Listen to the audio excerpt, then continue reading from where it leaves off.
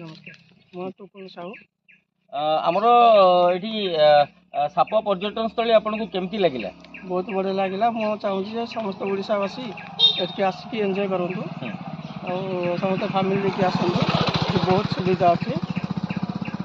ଆଚ୍ଛା, ସବୁ ସୁବିଧା ଭିତରେ କିଛି ଅସୁବିଧା ଆପଣଙ୍କୁ ପରିଲକ୍ଷିତ ହେଉଛି କି? ଆଗାମୀ ଦିନରେ ଆଉ କ'ଣ ପରିବର୍ତ୍ତନ ହେଲେ ସାପ ପର୍ଯ୍ୟଟନ ସ୍ଥଳୀର ମାନେ ଲୋକମାନେ ସୁବିଧା ସୁଯୋଗ ପାଇପାରିବେ? ଆଉ କିଛି ଅସୁବିଧା ଅଛି ଆପଣଙ୍କ ନଜରରେ? ଅସୁବିଧା କିଛି ନାହିଁ।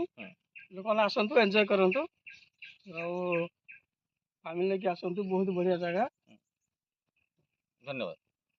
ତରଫରୁ ଆପଣଙ୍କୁ ଢେର ସାରା ଶୁଭେଚ୍ଛା ଏବଂ ଶୁଭକାମନା। ବଣଭୋଜିର ସମୟ ଆପଣମାନେ ଆସିଛନ୍ତି, କୋଉଠୁ ଆସିଛନ୍ତି, ଆପଣଙ୍କ ପରିଚୟ କ'ଣ? ବାଙ୍କି ଘୋଳପୁର ଆଠଗଡ଼ ଉଭୟ ପିଲା ମିଶିକି ଆମେ ଆସିଛୁ। ଆପଣଙ୍କ ନାମ କ'ଣ? ଆମର ମହେନ୍ଦ୍ର ଖଟୁଆ। ମହେନ୍ଦ୍ର ଖଟୁଆ। କେତେ ଜଣ ଆସିଛନ୍ତି? ଆମେ 20 ଜଣ ପିଲା, ଛୋଟ 20 ଜଣ ପିଲାମାନେ ଆସିଛନ୍ତି। ଆଉ ବାଙ୍କି ଯୋଉ ଆମର ସାପୁଆ ପର୍ଯ୍ୟଟନ ସ୍ଥଳ କେମିତି ଆପଣଙ୍କୁ ଲାଗୁଛି? ନାଇଁ, ବଢିଆ ପରିବେଶ, ଭଲ ସୁନ୍ଦର ଲାଗୁଛି। ସୁନ୍ଦର, ଆହୁରି ଆସିବାକୁ ଚେଷ୍ଟା କରିବୁ। ବହୁତ ବହୁତ ଧନ୍ୟବାଦ। Thank you.